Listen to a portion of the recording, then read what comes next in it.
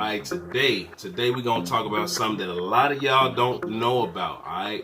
Wave battles, okay? It's been going on for years, alright? Some people are like, well, how you battle with waves? And you take the correct pictures, put them in a collage, go against the other waver, and then you let the community vote on it, alright? Here's a few examples of some pictures that you need to use for these battles, a couple examples of actual battles, and then we're gonna get into how to vote.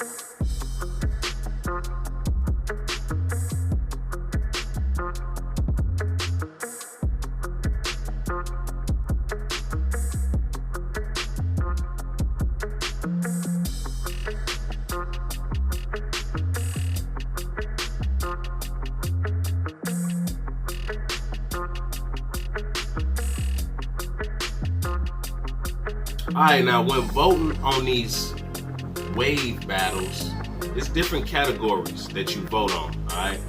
You got pages on Facebook, you got different people on Instagram that host these battles. Everybody's criteria is different, but all the categories are basically the same. You know what I'm saying? That they use for the battles, I should say. Alright, so you got directs. Alright, you want to judge on directs. Directs is the person showing a direct top shot, right side, left side, crown.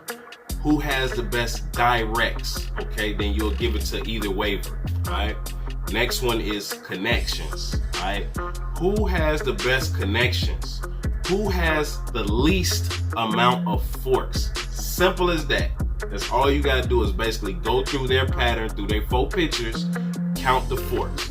Who has the most forks should lose connection. Now it gets a little tricky when you have a straight hair waver or a medium, texture waver who has less waves, as opposed to somebody with coarse or coily hair who have like 20 small waves. Now you gotta play with the ratio a little bit, you know what I'm saying?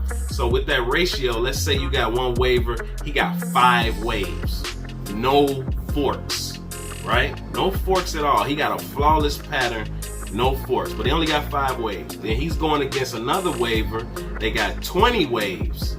Out of them 20 waves, they only got 1 fork. How do you judge that? To me, I would say that's a tie. That's a tie, because they both is perfect, just about. This person got 20 waves with 1 fork, he got 5 waves with no forks. It's either a tie, or you may give it to the person with the 1 fork. You know, it'd be a lot of controversy in these comments and the battles. And what? Bro, what are you talking about, man? Something like that. Now, if the 2 wavers, they basically patterns is about the same, number of waves and stuff like that, it makes it a lot easier. But when you have these different texture wavers going against each other, it plays a factor in the voting. Okay, now the flow category. Whose pattern flows the best? And when I say flow, I mean flow from the crown out to the hairline. Who has the best flow? Now, don't get it twisted. You can have a bunch of forks in your head and still have an awesome flow. Okay? So don't be like, oh, well, he got a lot of forks, so his flow not good. No, forks have nothing to do with it. Sometimes a fork will make the flow look better. It happens like that. But whose pattern looks like it should be, like a real example of a 360 wave, 540, 720, whose flows the best? If your waves are supposed to curve around the side for that particular pattern, but you got some that's going straight up and down and kind of mixed up, then the flow is off. Then that waver whose hair is like that loses the flow vote. Okay? Hope y'all stand with me now, all right? Next category would be image quality. Okay, this basically comes down to who took the best pictures. Okay, not to be confused with who has the best camera or the best camera on their phone. You know, image quality is basically playing with the lighting. You want to have the best lighting. You don't want to have dark spots on your pictures. You want to who has the best picture where I can see everything that I need to see to judge correctly.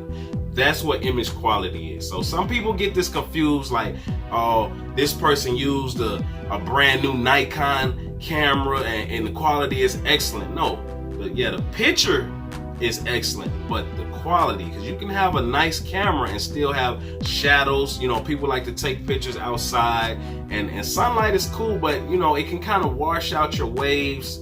You know, it can create a shadow on the other side. You want to have clear visual pictures for the person to judge. So whoever has that best image quality will win that category. Okay. Next one will be depth. Okay, depth. Whose waves look the best at a low level? Like if somebody cut low 1.5, 2, some people even go to a 1, and you can still see them waves. That's depth. You know what I'm saying? They deep in there. They still pop. You know what I'm saying? So that's pretty self-explanatory. You know what I'm saying? Who's got the deepest waves? Look at it like that. Who got the deepest waves? Who has the best looking deep waves? Somebody who takes a collage or pictures before a battle and they're woofing for 10 weeks, so they got more hair. Their waves may appear to be more deeper, better depth. That's gonna happen. So you know, you got to take in consideration when you battle. Do you want to battle when you got a fresh haircut and you kind of lost some waves and it's not showing as much? Or you want to go on like 6, 7, 8 week woof and then take a picture? You know, you got to know your hair before you battle, because they will catch you slipping. All right. Next one is definition.